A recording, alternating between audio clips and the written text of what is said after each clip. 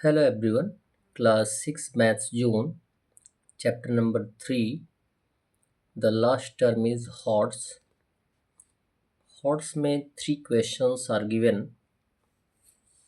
तो first question दिया गया है, what is the value of 64 divided by 8 divided by 4 divided by 2? यानी सभी कंडीशन पे सभी ऑपरेशंस में डिवीज़न का सिंबल है। तो सॉल्यूशन में क्वेश्चन हमने लिख लिया है। एट फर्स्ट क्या करेंगे, फर्स्ट पेयर फाइंड आउट करेंगे, यानी फर्स्ट टर्म जो होता है वो डिविडेंड होता है और सेकंड टर्म जो होता है वो क्या होता है, डिवाइज़र होता है।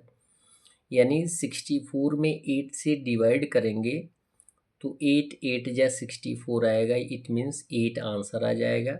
उसके बाद जो भी टर्म रहेंगे उनको लिख लेंगे, डिवाइडेड बाई 4 और डिवाइडेड बाई 2।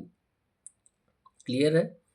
अब पेयर फाइंड आउट करेंगे तो एट फर्स्ट क्या आएगा 8 और सेकंड टाइम आएगा 4, इट मीन्स 8 डिविडेंड हो जाएगा और 4 डिवाइज़र हो जाएगा। यानी 4 का टेबल 2 टाइम पढ़ेंगे तो 8 आएगा, 4 2 जा 8। क्लियर है।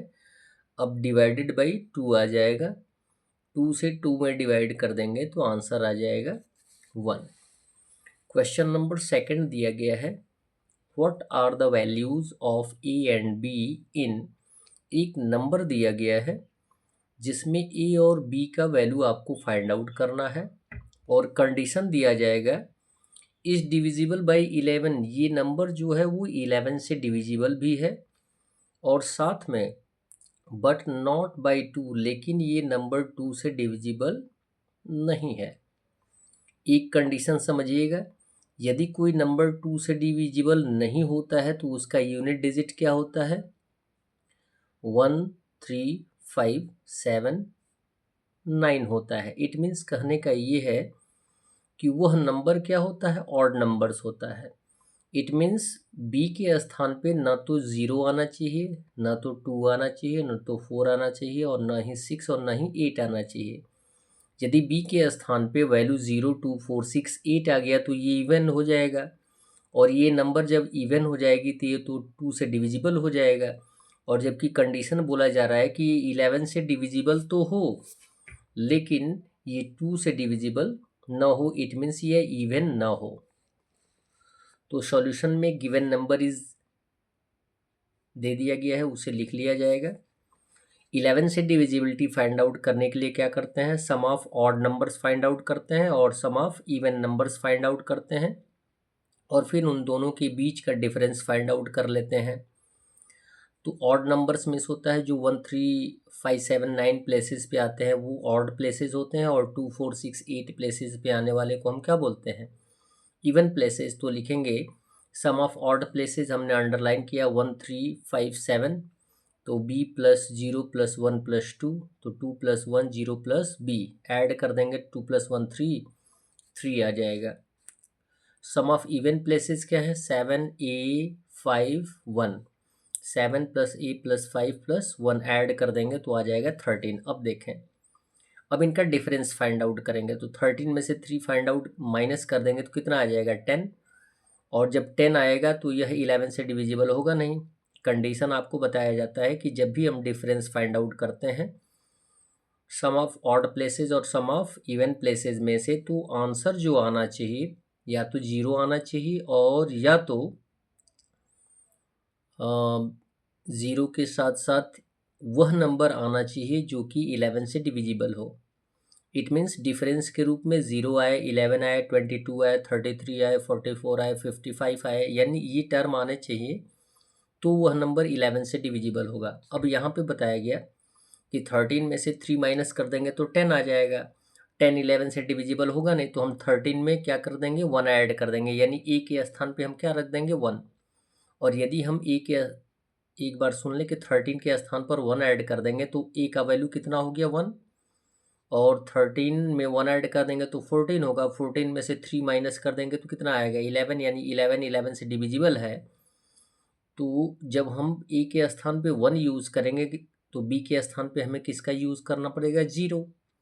जब 0 यूज़ हो जाएगा तो ये हो जाएगी इवन नंबर, ये 2 से डिविजिबल हो जाएगी।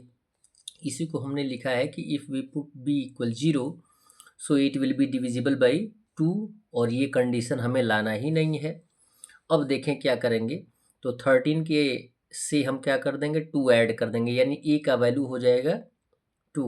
जब 13 में 2 ऐड कर देंगे तो आंसर कितना आएगा 15, और 15 में से 4 माइनस करेंगे तो कितना आएगा 11। इट मीन्स 3 में हम क्या करेंगे 1 ऐड करेंगे, तो यहाँ पे ए का वैल्यू 2 हो जाएगा और बी का वैल्यू 1 हो जाएगा। यदि बी का वैल्यू 1 हो जाएगा तो यह नंबर ऑड नंबर हो जाएगी जो कि 2 से डिविजिबल नहीं होगी। तो यहाँ पे लिखेंगे वी ऐड 2 इन 13, तो 13 + 2 कितना हो जाएगा 15, और बी में हम 1 ऐड कर देंगे, यहाँ पे 3 में 1 ऐड कर देंगे तो कितना हो जाएगा 4, और 15 - 4 हो जाता है 11। तो we find the number odd not divisible by 2, यानी 13 के साथ अगर 2 ऐड करेंगे तो ए का वैल्यू हो जाएगा 2, और 3 के साथ 1 ऐड कर देंगे तो बी का वैल्यू हो जाएगा 1।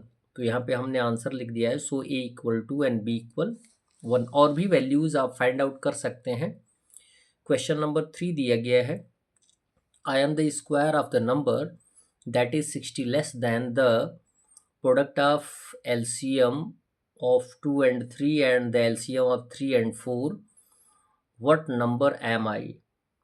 मैं उस संख्या का वर्ग हूँ, मैं उस संख्या का वर्ग हूँ जो 2 और 3 के LCM तथा 3 और 4 के LCM के गुणनफल से 68 कम है।